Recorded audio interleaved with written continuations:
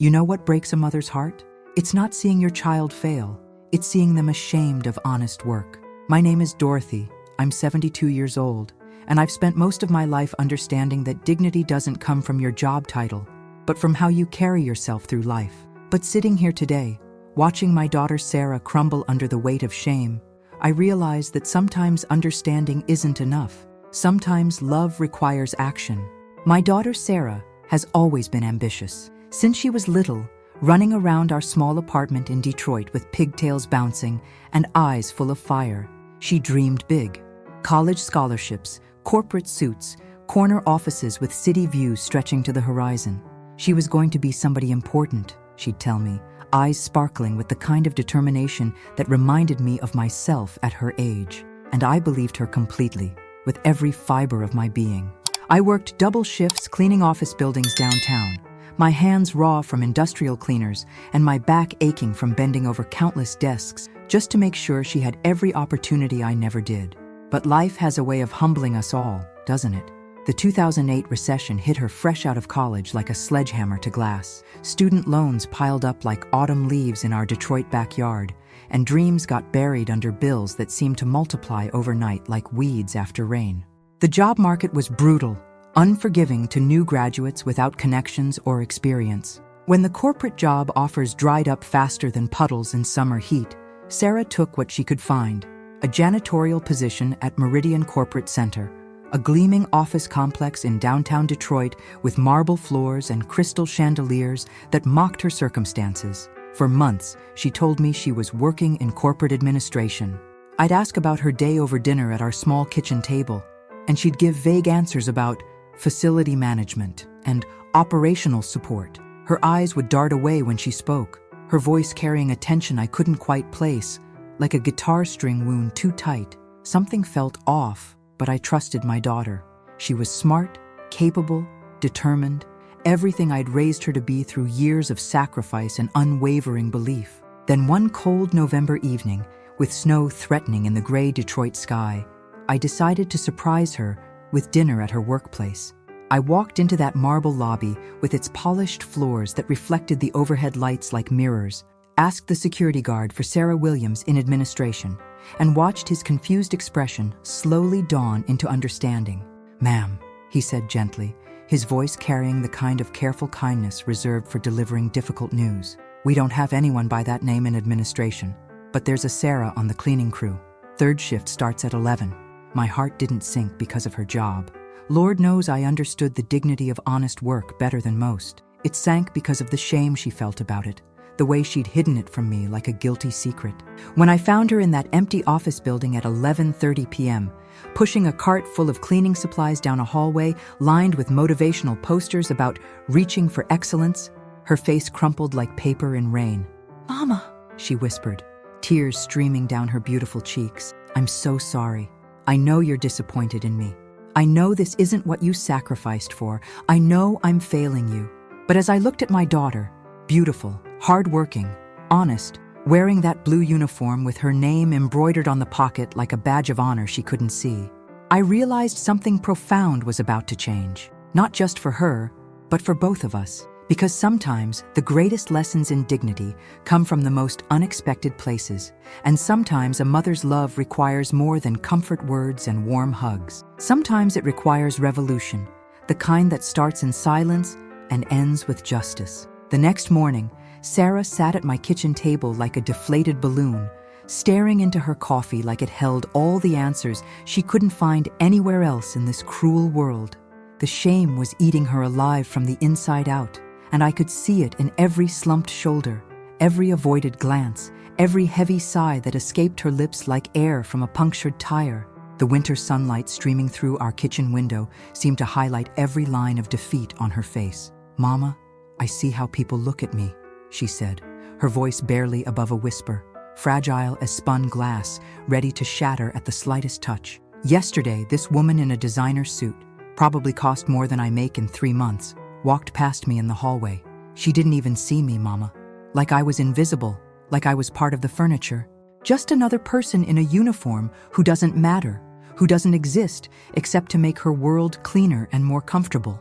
I knew that feeling intimately. Lord Almighty, did I know it.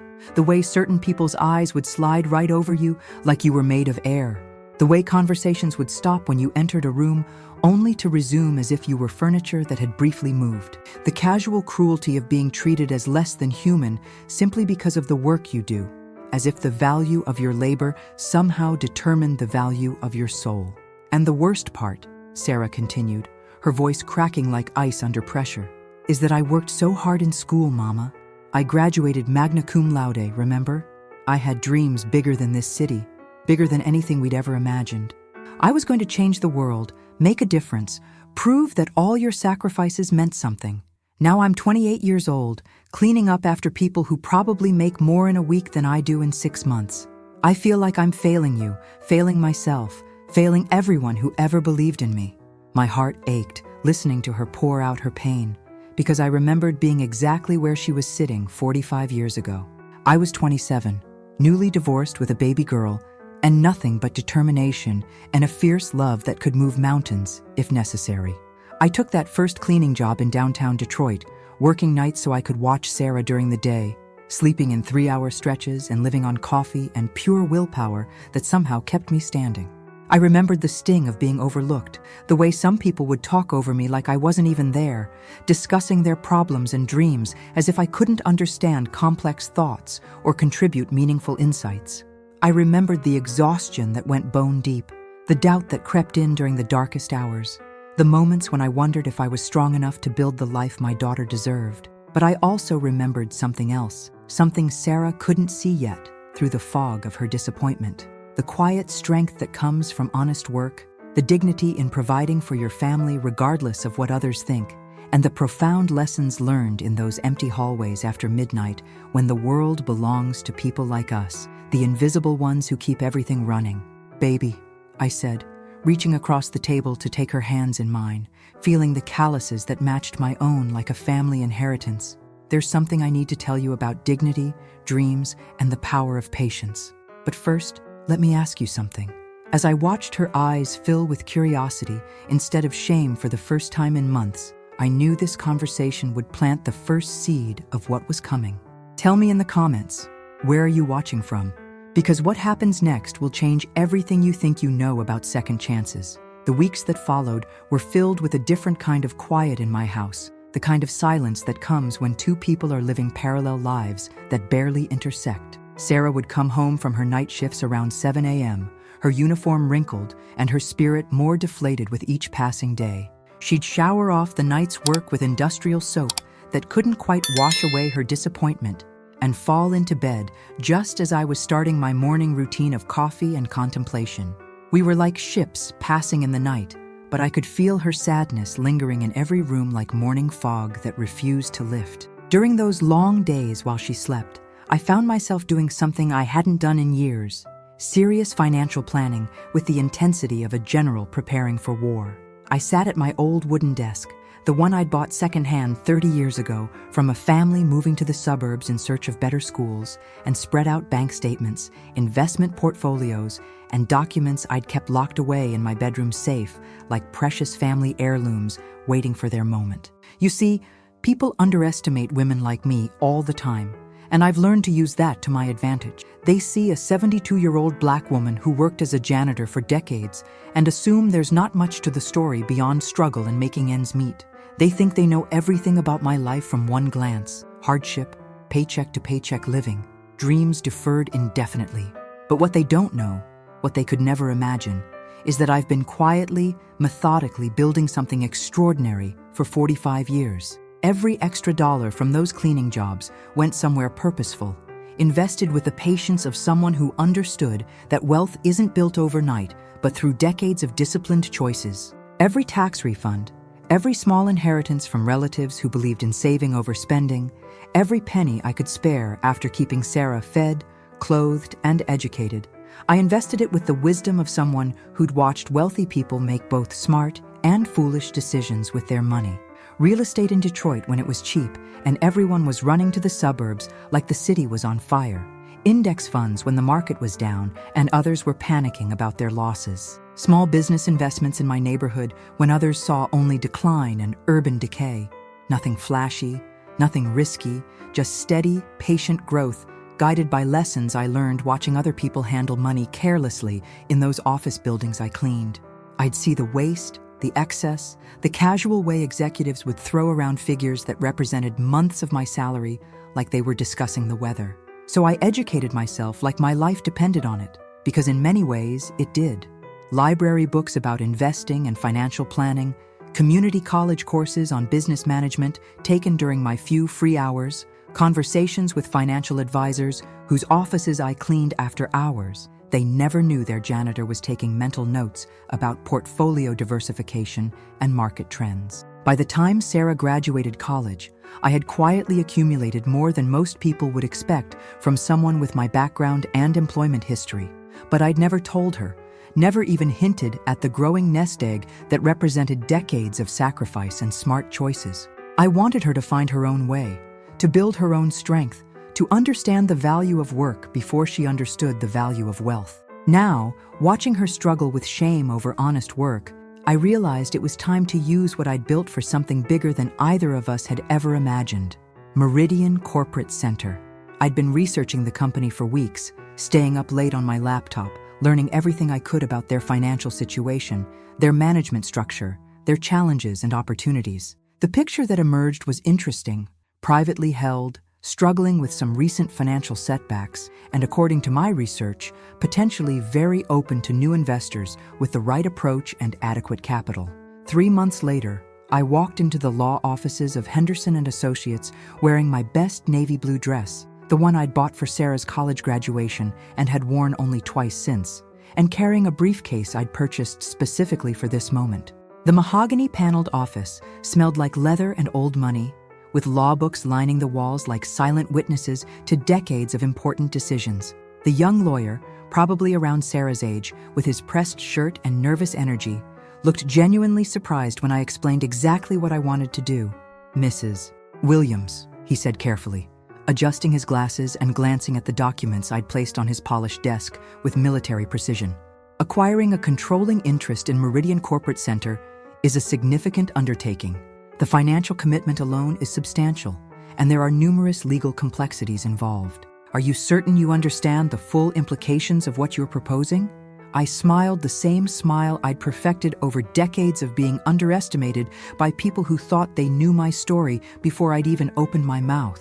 It was a smile that said I knew exactly what I was doing, even when others assumed I didn't. "Son," I said, my voice carrying the quiet confidence of someone who'd done her homework, and then some.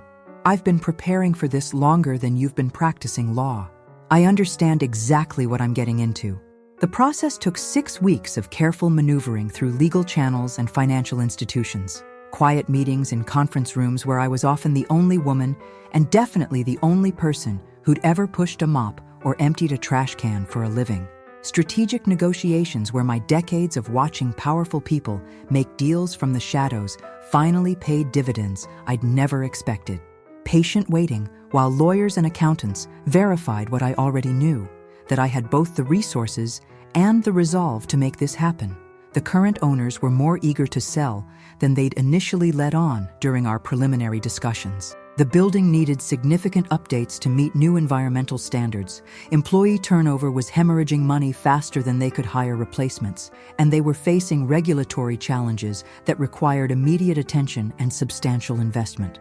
What they didn't expect was a 72-year-old woman who had done her homework better than their own consultants, understood their problems more clearly than they did, and came prepared with solutions and the capital to implement them. During this entire time, Sarah continued working her night shifts, completely unaware that her mother was orchestrating the biggest surprise of both their lives. I watched her leave each evening, shoulders still carrying that weight of shame like an invisible burden she couldn't set down, and I wanted so badly to tell her what was coming. But some surprises are worth the wait, and some lessons can only be learned through experience rather than explanation. The day I signed the final papers, sitting in that same conference room where I'd first been underestimated, I thought about all the nights I'd spent cleaning offices just like this one, all the dreams I'd deferred for Sarah's education, all the sacrifices I'd made without complaint, all the quiet planning that had led to this moment of triumph. Tomorrow, everything would change. Tomorrow, my daughter would learn that sometimes the most powerful revolutions happen in silence, and sometimes the greatest gifts come from the most unexpected places. What would you do if you discovered your biggest supporter had been planning your comeback all along? Because what happens next will redefine everything Sarah thought she knew about success, dignity, and the power of a mother's love. The morning I officially became the owner of Meridian Corporate Center, I didn't celebrate. Instead, I sat in my kitchen with a cup of coffee that had gone cold, watching Sarah sleep through her bedroom door that I'd left slightly ajar. She looked so peaceful in sleep, free from the weight of shame that had been crushing her spirit for months. But I knew that what was coming would shake her world in ways she couldn't imagine. The first few weeks of ownership were a delicate dance of observation and strategy. I didn't announce my presence or make dramatic changes immediately.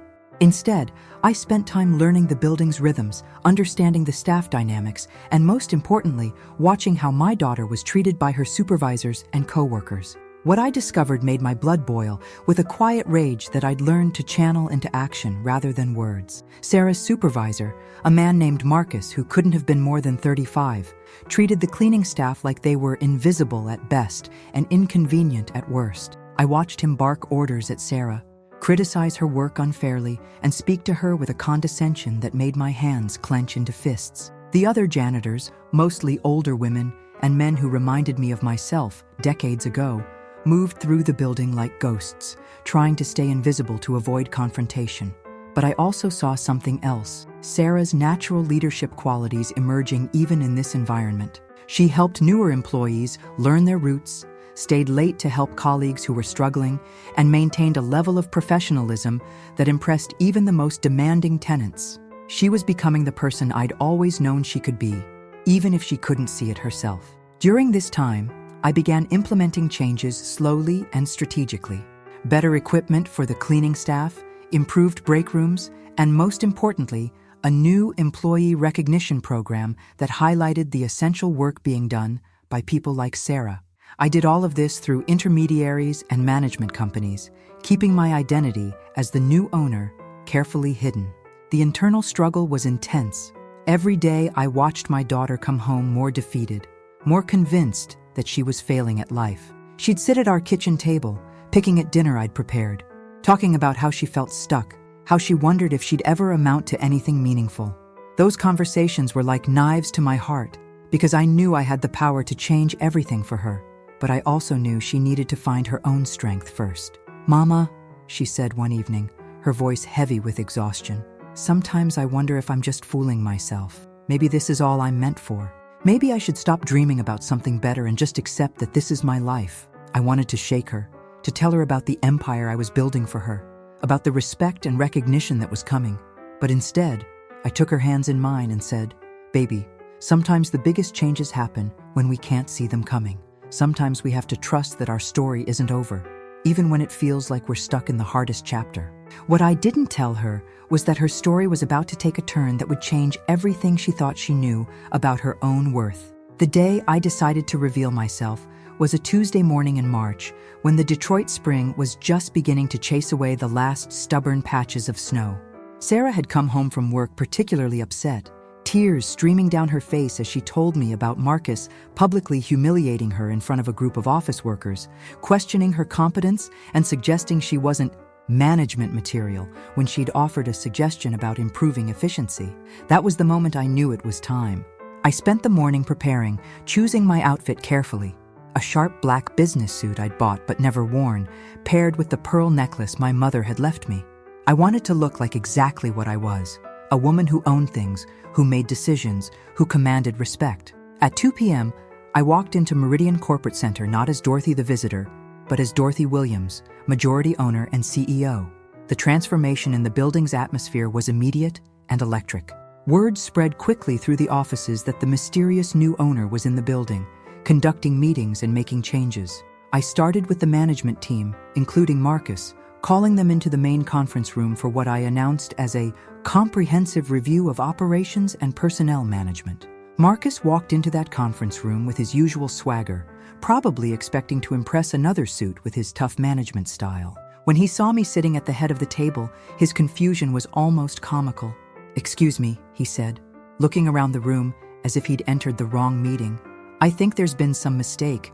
I'm here for the ownership meeting." "There's no mistake," I said, my voice carrying the authority I'd been building for 72 years. "I'm Dorothy Williams, and as of 6 weeks ago, I own this building and everything in it, including your employment contract." The silence that followed was deafening.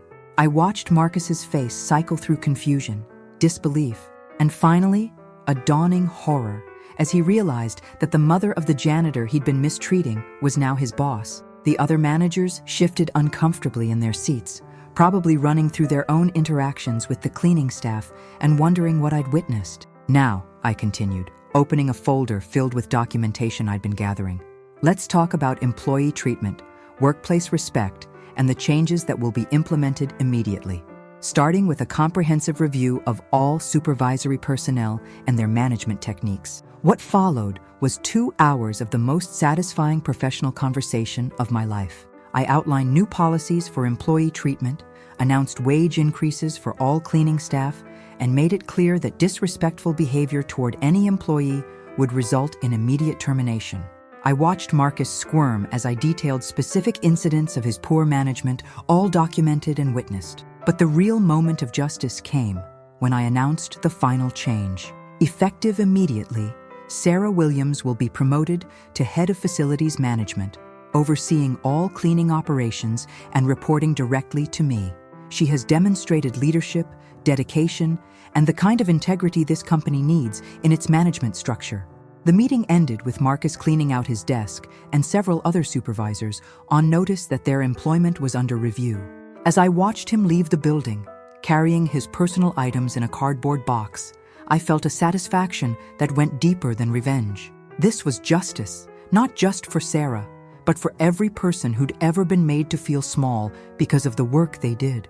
Now came the hardest part, telling Sarah what I'd done and watching her reaction to the truth about her mother's secret life.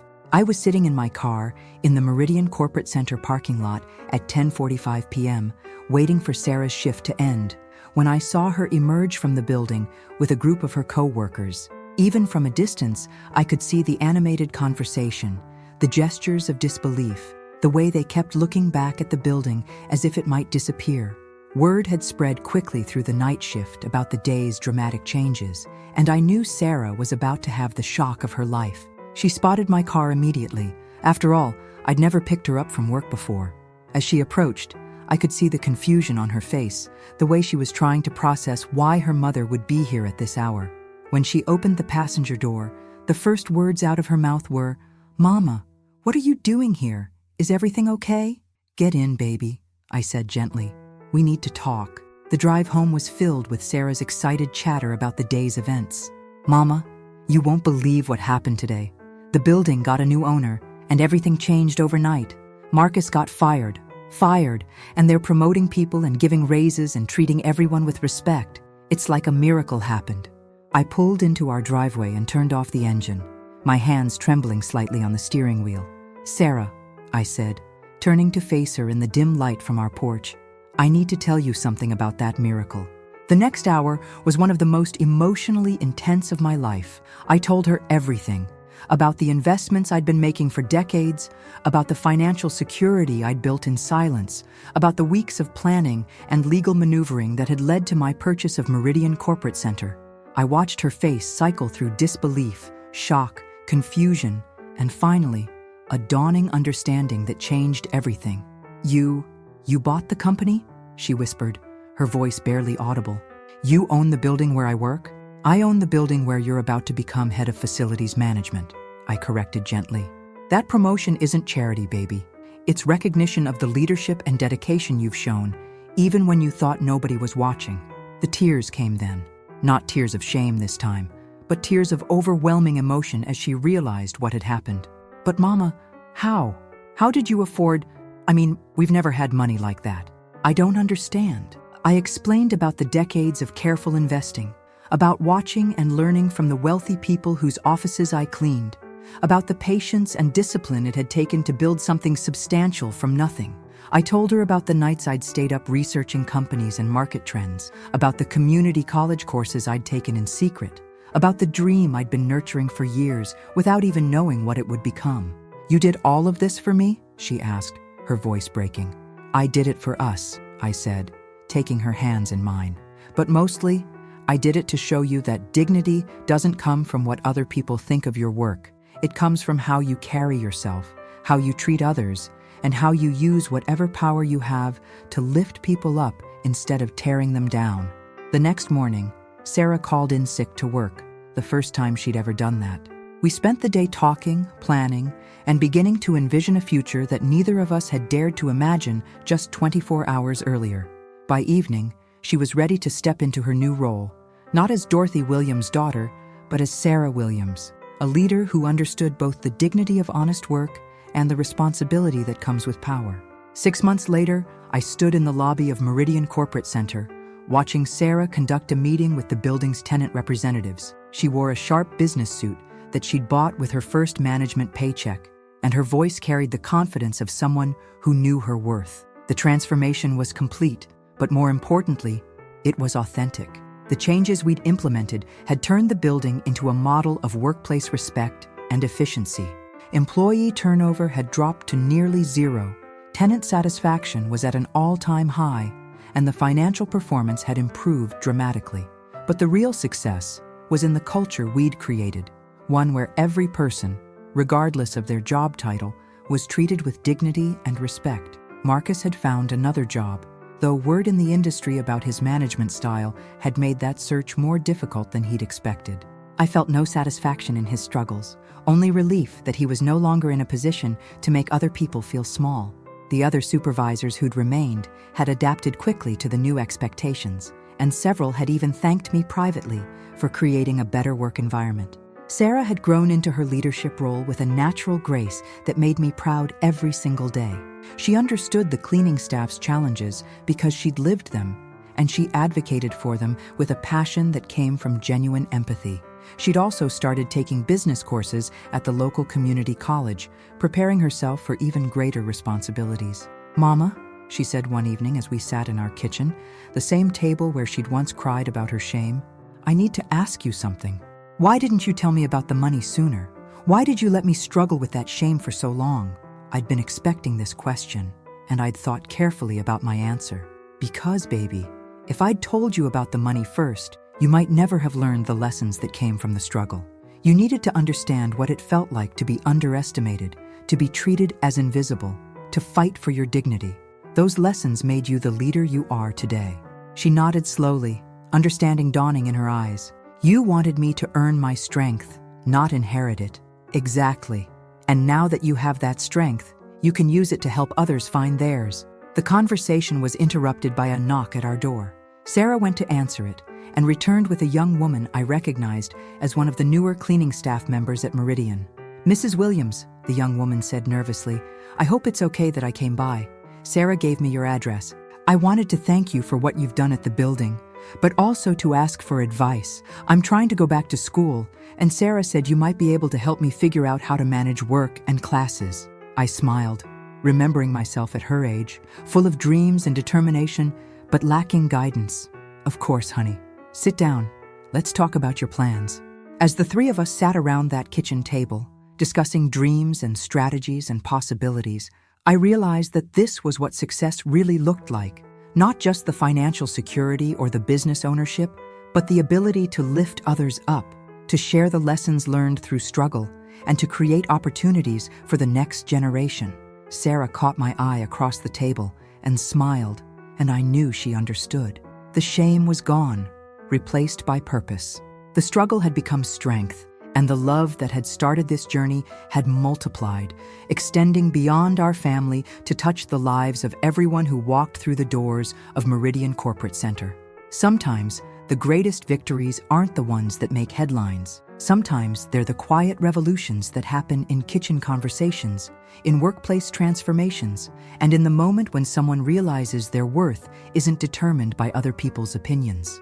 If this story touched your heart, please like this video and subscribe to our channel for more inspiring stories. And remember, you never know who's watching, who's planning, or who believes in you more than you believe in yourself. The end.